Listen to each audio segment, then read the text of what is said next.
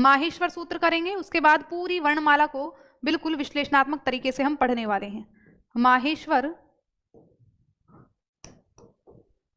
सूत्राणी, क्योंकि बहुत 14 सूत्र हैं तो एक वचन द्विवचन का प्रयोग न करके हम किसका करेंगे, बहुवचन का प्रयोग करेंगे, वो आपके माहेश्वर सूत्र हैं।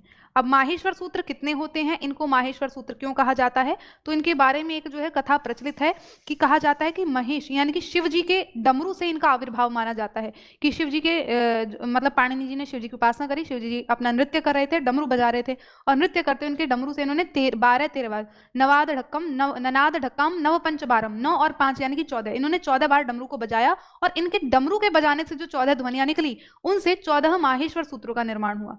ठीक, और ये जो 14 माहेश्वर सूत्र हैं ये एक आधारशिला है आपकी पूरी संस्कृत व्याकरण की।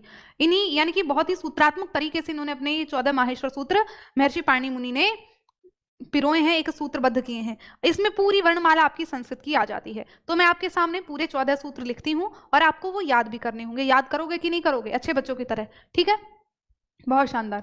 तो देखेंगे सबसे पहला सूत्र आपका क्या है, तो वो होता है ई उण। ठीक, ई उण। दूसरे नंबर पर आपका री लिरिक, फिर है आपका ए ओंग,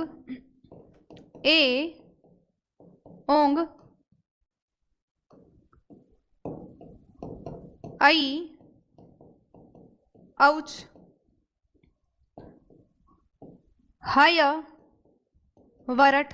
देखो पूरे सेशन के दौरान बोर तो बिल्कुल नहीं होना है ना, कभी सोचो ये चीजें समझ में नहीं आ रही है, बोर तो बिल्कुल नहीं होना है, छोड़ दो। जब हम होता है ना अक्सर एक्साइटेड होते हैं एक नई चीज जब हमें सीखने के लिए मिलती है। आप अब तक रेगुलरली हिंदी इंग्लिश ये पढ़ते रहते होंगे, संस्कृत क्या है आज आपके लिए, ये मानो एक नई भाषा आप पढ़ रहे हैं और बिल्कुल बेसिक से आप उसको सीख रहे हो, उसकी सीधे से ये मानो व्याकरण यानी कि वर्णमाला को पढ़ना शुरू कर रहे हो और इसके थ्रू आप जो है धीरे धीरे सब चीजें सीख जाओगे। ठीक है, हय वरट। उसके बाद छठे नंबर पर आपका सूत्र आता है हय वरट लण। सातवें नंबर पर आपका यमंगणनम, यम गणनम। उसके बाद आपका आता है झभय, झभय। उसके बाद घ ढ धश।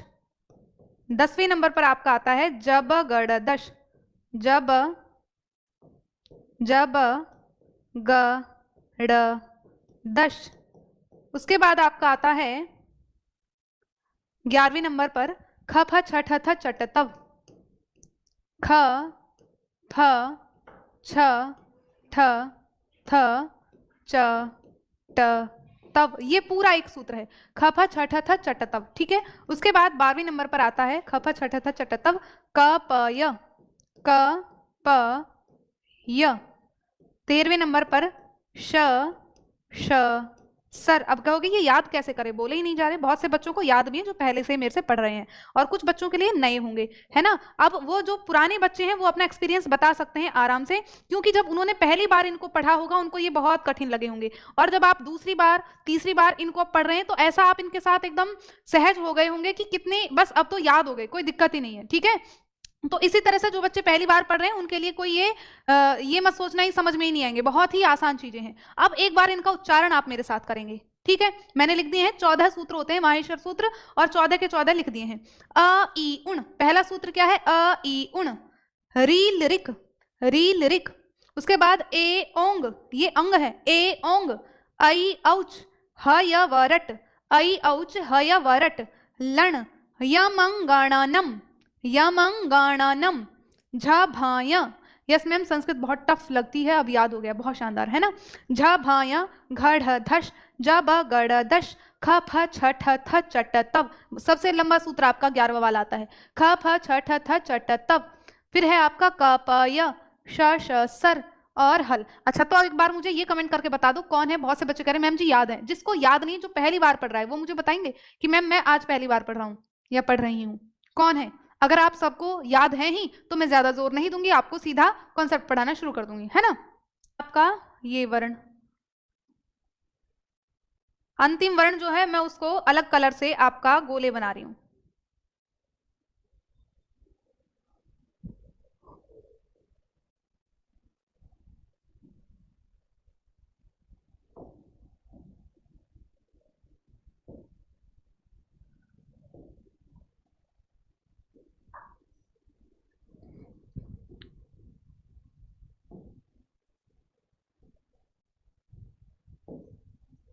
बताओ जी।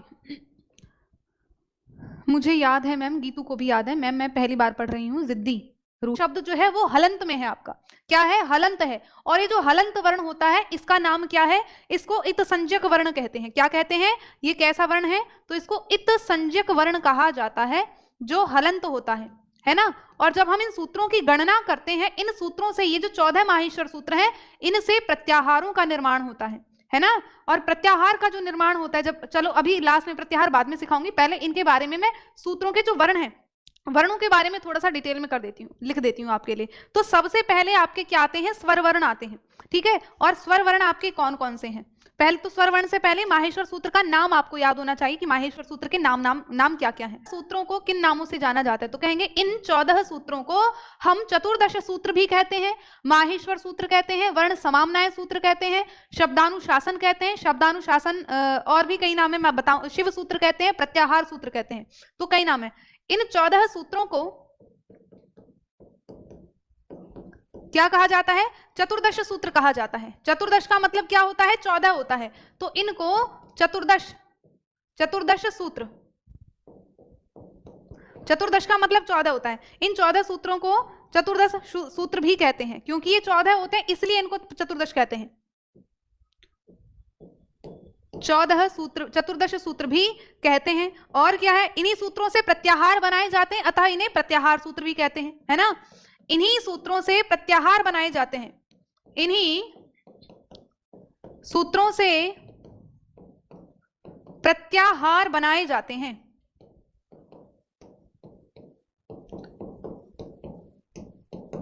अतः इन्हें प्रत्याहार सूत्र भी कहा जाता है। प्रत्याहार सूत्र भी कहा जाता है। सेशन को सभी शेयर करेंगे, है ना, और जितने हो लाइक भी आपको करना है, वो आपकी जिम्मेदारी, बाकी क्वालिटी कंटेंट देना मेरी जिम्मेदारी, है ना। इनको 14 माहेश्वर सूत्र भी कहा जाता है। और एक और बात है, ये भगवान शिव से प्राप्त हुए थे, है ना, तो इसलिए इनको शिव सूत्र या माहेश्वर सूत्र भी कहते हैं, ऐसा कहा जाता है, ठीक। अब चलिएगा, अब इसमें बात करते हैं जो मैंने अभी आपको लिखाया कि हर शब्द के अंत में एक शब्द वर्ण लिखा हुआ है, और वो कैसा है, हलंत है। आप जानते हैं ना कि जो वर्ण, हिंदी में आपको व्याकरण, आपने वर्णमाला पढ़ी और उसमें मैंने बताया कि जो हलंत वर्ण होता है वो व्यंजन का शुद्ध रूप होता है ना, यानी कि उसमें आपका स्वर का प्रयोग नहीं है। स्वर होगा तो वो आपका क्या है, हलंत नहीं होगा। तो ये जो अंतिम वर्ण है, हिंदी में तो हम व्यंजन कह रहे थे, संस्कृत में भी व्यंजन है, लेकिन इसको संस्कृत में इत संज्ञक वर्ण कहा जाता है, कह सकते हैं, ठीक है, कि हलंत वर्ण इत संज्ञक कहलाते हैं। हलंत वर्ण जो है, हलंत वर्ण जैसे कि आपका क, इ, उण, ण, क, ग आदि जो हैं इत संज्ञक कहलाते हैं। क्या कहलाते हैं, तो कहेंगे इत संज्ञक, इत संज्ञक वर्ण कहलाते हैं, इत संज्ञक वर्ण होते हैं, उनकी इत संज्ञा होती है ना। और इत संज्ञा करने वाला सूत्र कौन सा है, ये भी याद रखना, है ना। इत संज्ञक सूत्र कौन सा है, कई बार सूत्र पूछते हैं, है ना, तो आपका सूत्र है हलंत्यम। सूत्र लिख देती हूं, हलंत्यम, अंतिम हल इत संज्ञक हो, है ना, हलंत्यम। यह इत संज्ञा करने वाला सूत्र है, यह इत संज्ञा विधायक सूत्र है। प्रश्न आया हुआ है कि इत संज्ञा विधायक सूत्र कौन सा है, इत संज्ञा विधायक सूत्र है। इत संज्ञा विधायक सूत्र कौन सा है, तो हलंत्यम है। हलंत्यम का मतलब क्या कि अंत्य, अंतिम हल इत संज्ञक हो जाए। इनका कहना है कि अंतिम हल कैसा हो, तो कह रहे हैं जी इत संज्ञक हो जाए, वो हमारा इत संज्ञा विधायक सूत्र कहलाता है। इतनी बात पढ़ ली, तो अब चलते हैं आपके स्वर व्यंजन के मामले में। आप देख रहे हैं कि अ, ई, उण, री, लिरिक, ए, औंग, ऐ, औच, हय, वरट, लं। अब रुक जाओ, आपको पहले मैं वो बता देती हूँ, प्रत्याहार। प्रत्याहार जो है कैसे बनाए जाते हैं, प्रत्याहार का निर्माण कैसे किया जाता है। अब ये चीज लिखनी नहीं है, पहले मैं समझा रही हूँ। जैसे आपका मैंने लिखा अ, ई, उण, ठीक है, आपका है री, लिरिक, ये सूत्र है, ए, औंग, बस ये 3 सूत्र में 4 सूत्र लिख देते हैं, ए, औंग, ऐ, औच, ठीक है, ए, औंग, और ऐ औच। इन 4 सूत्रों से मैं आपको प्रत्याहार निर्माण करने सिखाती हूँ कि प्रत्याहार निर्माण कैसे किया जाता है। प्रत्याहार निर्माण का एक सूत्र आता है कि आदि रंत्येन सहिता, ये प्रत्याहार संज्ञा विधायक सूत्र है। आदि रंत्येन सहिता, ये पाणिनि मुनि ने अष्टाध्यायी में दिए हुए हैं ये सारे सूत्र। आदि रंत्येन सहिता, ये प्रत्याहार संज्ञा विधायक सूत्र है। और प्रत्याहार संज्ञा विधायक सूत्र क्या कहता है कि आदि का मतलब क्या होता है, यानी कि आरंभ, है ना। आदि का मतलब आरंभिक वर्ण और अंत्य का मतलब अंतिम वर्ण, है ना। अंत्य का मतलब अंतिम। तो ये कह रहे हैं जब किसी सूत्र का आदि वर्ण, जैसे मैंने लिखा ए, है ना, मैंने लिखा आदि वर्ण ए और अंतिम वर्ण ण को मिला दो तो आपके प्रत्याहार का निर्माण हो जाता है। और ये क्या प्रत्याहार बन गया, ये बन गया आपका अण प्रत्याहार। ठीक है, अब देखो, अब जरूरी नहीं है आप दूसरे सूत्र का भी अंतिम वर्ण मिला सकते हो कि आपने ए और ए के साथ आपने क जोड़ दिया। आदि और अंतिम वर्ण को मिलाकर प्रत्याहार का निर्माण किया जाता है कि अण हो गया, अक हो गया, आप रिक कर सकते हो, है ना। आपने री और क जोड़ा, रिक कर सकते हो। ऐसा नहीं है कि ये सूत्र जो है ऐसे स्टार्ट हो रहा है, ये हर एक वर्ण अपने आप में स्वतंत्र है ना। आप कहें कि रील रिक गलत है, लिरिक होता है ना। या कह दो, ये मैं कह दूं भाई लिरिक, लिरी से पढ़ो। या ओ आपका ये ए ओंग जो है मैं कह दूं ये ए से स्टार्ट हो रहा है, ओ आपका अलग है, यानी कि स्टार्टिंग तो यही है, लेकिन हर वर्ण अपने आप में स्वतंत्र है। इसलिए मैंने अलग अलग करके लिखे, इनको शिरोरेखा नहीं मिलाई है ना। तो आप इन ई, ये अपने आप में आदि है, ये अपने आप में आदि है। तो हर वर्ण अपने आप में आदि वर्ण है। ऐसा नहीं है कि ये पहला वर्ण है और ये अंतिम वर्ण है। केवल और केवल आपका अंतिम वर्ण जो इत संज्ञा वाला वर्ण है वो अंतिम वर्ण कहलाएगा, और उसके पहले वाले जो भी वर्ण है वो हर एक वर्ण अपने आप में आदि होता है। समझ में आया कि नहीं आया? ठीक है, हर वर्ण स्वतंत्र है और अपने आप में वो आदि है, यानी कि आरंभिक वर्ण है ना। आप इन कर सकते हो, ई और न मिलाया तो आपका क्या बन गया, इन प्रत्याहार बन गया। इधर आपका रिक प्रत्याहार बन गया। आप ए और अंग इसको मिलाएंगे तो ए और अंग आपका यानी कि एंग प्रत्याहार बन गया। इस तरह से आप बना सकते हैं। आप ओ और च मिलाएंगे, ओ भी मैं देखो बीच में से उठा रही हूं ना, तो ये बीच का वर्ण नहीं है, ये अपने आप में आदि है। कहने का मतलब ये है, ओ और च आपने मिलाया तो आपका ओच हो गया, इस तरीके से, है ना। तो इस तरीके से आप प्रत्याहार का निर्माण करते हो। अब इन प्रत्याहार का काम क्या है ये आप समझिएगा। जब भाई प्रत्याहार तो बना दिया, अब प्रत्याहार का नाम क्या है। अब इसमें आप देखो अ से लेकर च, अगर आपने च तक लिखा तो आपका क्या बन गया, ए और च को मिलाकर आपका अच प्रत्याहार बन गया। अब जब प्रत्याहार को जब हम गिनते हैं कि इस प्रत्याहार में यानी कि वर्णमाला के संक्षेपीकरण के लिए हम इन प्रत्याहारों का निर्माण करते हैं। जैसे आप पढ़ते हैं ना संधियों में, मैंने आपको बताया कि इको यणची, इको यणची यण संधि करती है, यानी कि इक के स्थान पर यण हो जाए ऐसा कहता है। अब ये इक और यण क्या है आप देखेंगे, इक, इक कहाँ है आपका, ई उनके ई से लेकर क, है ना। तो इक के स्थान पर क्या हो जाए, ये कहते हैं कि यण हो जाए। अब ये इन्होंने पाणिनि मुनि ने इतने व्यवस्थित सूत्र लिखे हैं कि आपको बार बार हम ये तो नहीं कहेंगे कि ई के स्थान पर यह, उ के स्थान पर वह हो जाए, ये हो जाए। बार बार आप उस चीज को रिपीट करोगे बहुत लेंदी हो जाता है ना, आपको चीज समय लग जाता है। तो उसको इन्होंने संक्षेप में कह दिया कि इक के स्थान पर यण हो जाए। अब इक के लिए आप अपने आप दिमाग लगाओ क्या होगा भाई। इक प्रत्याहार में कौन कौन से वर्ण आते हैं जब हम प्रत्याहार की गिनती करते हैं, जो बताया ना अंतिम वर्ण तो इत संज्ञक वर्ण है, तो गिनती करते समय हम इनको गिनते नहीं है, इनको काट देते हैं, है ना। तो इक प्रत्याहार, प्रत्याहार बनाने में तो इसका हम प्रयोग करेंगे इत संज्ञक वर्ण का, लेकिन जब गिनती की जाती है तो इत संज्ञक वर्ण की गिनती नहीं करते। अब मैं कहूं इक प्रत्याहार में कौन कौन से वर्ण आते हैं, तो आप कहेंगे ई उ री लरी, है ना। आपने न भी नहीं गिना, क भी नहीं गिना, और इससे पहले वाला ए नहीं गिनेंगे क्योंकि इक पूछा है, जहां से स्टार्ट हो रहा है उसी वर्ण को गिनेंगे। तो जब भी आप प्रत्याहार बनाएंगे तो क्या करोगे, हम आरंभिक वर्ण को गिनेंगे और अंतिम वर्ण जो है प्रत्याहार के लिए इत संज्ञक वर्ण हमने लिखा है उसकी गिनती नहीं करेंगे, ये आपको याद रखना है। तो ई उ ण काट दिया, री लरी, यानी कि इक प्रत्याहार में आपके कौन कौन से वर्ण आएंगे, ई उ री और लरी। इन कह दिया इक के स्थान पर यण हो जाए। और यण प्रत्याहार में देखो आपके कौन कौन से वर्ण आते हैं, ये भी देख लो, मैं आपको पीछे दिखा देती हूँ। यण प्रत्याहार, और यण प्रत्याहार कहां से बन रहा है, तो ह य वरट के य से लेकर लं के ण तक। तो आप गिनती करिए, आपने ह तो गिनोगे नहीं, आप गिनोगे य व र, ट की गिनती करेंगे नहीं, ल, तो य व र ल, ये आय क्रम, है ना। तो अब आप यहां पर लिखोगे य व र ल, इसी क्रम को लिखेंगे य व र और ल। तो यही कहता है आपका जो यण संधि है कि इक के स्थान पर यण हो जाए, यानी कि ई को य हो जाए, उ को वह हो जाए, री को र हो जाए, लरी को ल हो जाए। तो इसको संक्षेपीकरण करके सूत्र में इको यणची कह दिया, इक के स्थान पर यण हो जाए कि आपका यानी कि समय को देखते हुए आपको बार बार इसका प्रयोग नहीं करोगे, एक और यण कह देंगे और संक्षेप में कहकर आप पूरी बात को समझ जाओगे। बोलो समझ में आई बात की नहीं आई? तो ये होता है आपका प्रत्याहार। ठीक है, तो हम क्या करते हैं प्रत्याहार में, फिर से देखो कि अंतिम वर्ण को और आदि वर्ण को जोड़कर प्रत्याहार का निर्माण करते हैं। और फिर आपका एग्जाम में प्रश्न आता है कि अक प्रत्याहार के अंतर्गत कितने वर्ण आते हैं।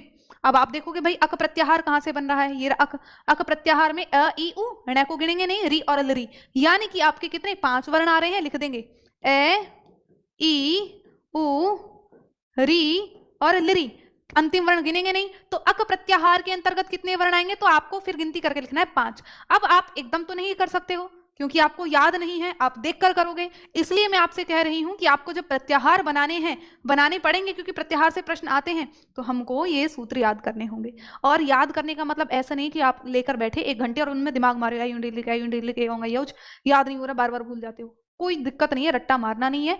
मैं आपको एकदम यहीं पर याद करवाऊंगी आराम से, और यहां पर भी आपको पूर्ण रूप से तो याद होगा नहीं, गारंटी ले रही हूं, लेकिन काफी हद तक आपको याद हो जाएगा। और आप रोज जब उसका थोड़ा थोड़ा रिवीजन करोगे ना, पढ़ोगे, तो रिवीजन के दौरान आपको वो समझ में आ जाएंगे अपने आप। ठीक है, चीजें अपने आप याद होंगी। तो स्वरों की कुल संख्या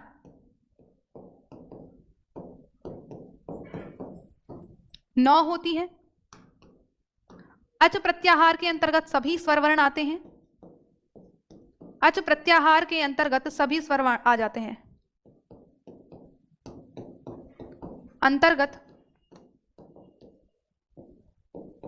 सभी स्वर वर्ण आते हैं, स्वर वर्ण आते हैं, बातें आपको सब पता है। ठीक, अब देखो कौन कौन से हैं 9 स्वर, तो उनको लिख लेते हैं जल्दी, कि लिखेंगे ए ई उ री। और देखो लिरी जो होता है, हिंदी में तो लिरी होता नहीं है, तो ये संस्कृत में आपका होता है। ठीक है, मैम ये पॉइंट बता चुकी हैं, हाँ बता चुकी हूँ, लेकिन वर्णमाला जब आरंभ करें तो उसमें भी तो बताने पड़ेंगे, तो देख लो इनको, आपके एक तरह से व्यवस्थित नोट बन जाएंगे, और कुछ नहीं है बताने का मतलब। ठीक है,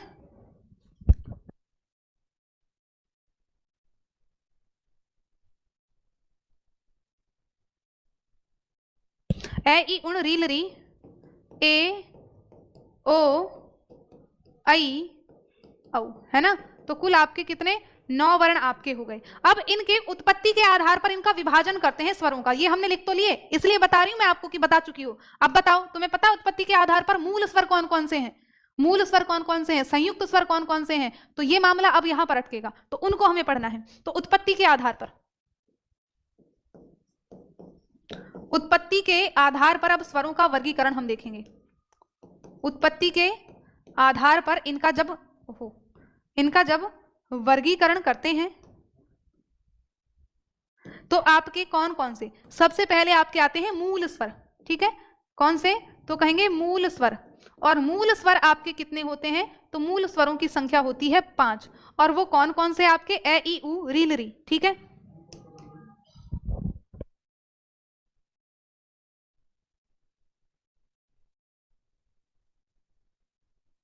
ठीक, तो आपके ए ई उ और री और साथ में लरी, तो कितने हो गए, तो कहेंगे उत्पत्ति के आधार पर स्वरों की संख्या 5 होती है, यानी कि जो मूल स्वर है वो आपके 5 है, ए ई उ री लरी। अब आपके दूसरे आ जाते हैं संयुक्त स्वर। ठीक है, कौन से हैं, संयुक्त स्वर। अब इन स्वरों का भी कई प्रकार से विभाजन है, संयुक्त स्वर, और संयुक्त स्वर आपके कितने होते हैं, कौन कौन से होते हैं, तो इनकी संख्या आपकी होती है 4। कौन कौन से हैं, तो ए ओ आई औ, ये आपके 4 संयुक्त स्वर हो जाएंगे, है ना। तो ए ओ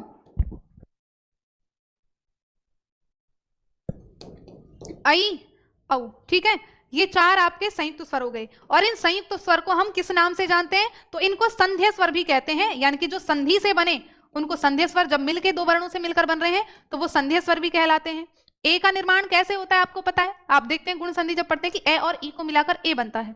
ठीक है, तो उत्पत्ति के आधार पर 2 हो गए, मूल स्वर 5 और संयुक्त स्वर आपके 4 हो गए। ठीक है, अब यहां पर आपके जो कौन कौन से वर्ण हैं, आपका एक हो गया ए ई उ, सॉरी 4 वर्ण जो है ए ई उ और री, इनके कितने भेद होते हैं, तो इनके 18 भेद होते हैं, देख लो और आपका ये जो लिरी बचता है, लिरी, इसके केवल 12 भेद होते हैं। कितने भेद होते हैं? 12 भेद पाणिनि जी ने बताए हैं कि ए ई उ री के 18 भेद बताए हैं और लिरी के कितने? 12 भेद होते हैं। और वो 12-18 किस प्रकार से? देखो, गार्गी मैम की क्लास आज नहीं होगी, तो ये मत कहो कि 12 बजे क्लास होनी है, आपने देखा है शेड्यूल, कोई क्लास नहीं है ना? तो आज नहीं है क्लास, दीदी की तबीयत ठीक नहीं है, तो क्लास मैं ही लूंगी, मेरा राज है, तो पढ़ो आराम से, ठीक। तो ए आई ओ औ, ये जो 4 वर्ण हैं, इनके कितने भेद होते हैं? तो इनके भी, इन चारों के 12-12 भेद आपके पाणिनि जी ने बताए हैं। तो भेद पढ़ने के लिए थोड़ा अपना दिमाग अब खोले रखना, आपको पता चलेगा, क्योंकि परीक्षा में सीधे यहीं से प्रश्न आते हैं।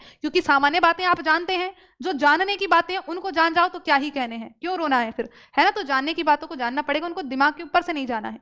तो आ जाते हैं आपके इनके कितने, ये इनको संधेय स्वर क्यों कह दिया? क्योंकि ये मिलकर बन रहे हैं, ये ए और ई को मिलकर बनता है, ये ए और उ को, ये ए और ये ए और ए को मिलाकर बनता है, ये ओ और ओ को मिलाकर बनता है। इस तरह से इनके 12-12 भेद हो गए। अब ये 12 भेद कैसे हैं, किस प्रकार से इनको करेंगे, तो इनको देख लेते हैं, चलिएगा। अब इनका एक भेद होता है, हम स्वरों का जब विभाजन करते हैं उच्चारण के आधार पर, 3 प्रकार से विभाजन करेंगे, ह्रस्व दीर्घ प्लुत, है ना? भेद अभी मैं आपको आगे बताऊंगी किस तरह से इनके भेद होते हैं। तो पहले अभी थोड़ी सी जानकारी और स्वर के बारे में लिखना। एक सूत्र आता है ऊ कालो ह्रस्व दीर्घ प्लुतः, एक सूत्र है आपका, सूत्र है ऊ कालो ज, उसके बाद झ है, ऊ कालो ह्रस्व दीर्घ प्लुतः, ठीक है? ऊ कालो ह्रस्व दीर्घ प्लुतः। अगर तुम इसका विभाजन करोगे तो बनेगा ऊ कालः ह्रस्व, ह्रस्व को विग्रह करोगे तो बनेगा ह्रस्व, अच ह्रस्व दीर्घ प्लुतः, है ना? ऊ कालो का मतलब मात्रा, यानी कि उच्चारण के आधार पर, है ना? ऊ कालः उच्चारण के आधार पर इनका जो ऊ कालो अच, इसका विग्रह करके मैं आपको बता देती हूं।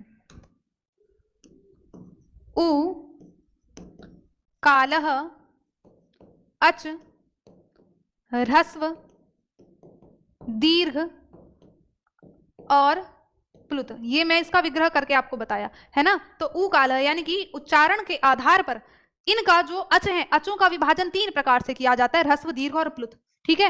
ह्रस्व दीर्घ और प्लुत ये कह रहा है। तो इस सूत्र से एक मात्रिक, द्विमात्रिक तथा त्रिमात्रिक स्वरों की क्रमशः कितनी, ऊ काल, यानी कि मात्रा काल के आधार पर आपके जो लिख लो, चलो पहले इस सूत्र के आधार पर, इस सूत्र के, ठीक है? तो स्वरों के मुख्यतः 3 भेद हैं मात्रा काल के आधार पर। और इसके लिए एक सूत्र, एक श्लोक आता है आपका कि एक मात्रो भवेद् ह्रस्वो। श्लोक लिख देती हूं मैं, एक श्लोक है, एक मात्र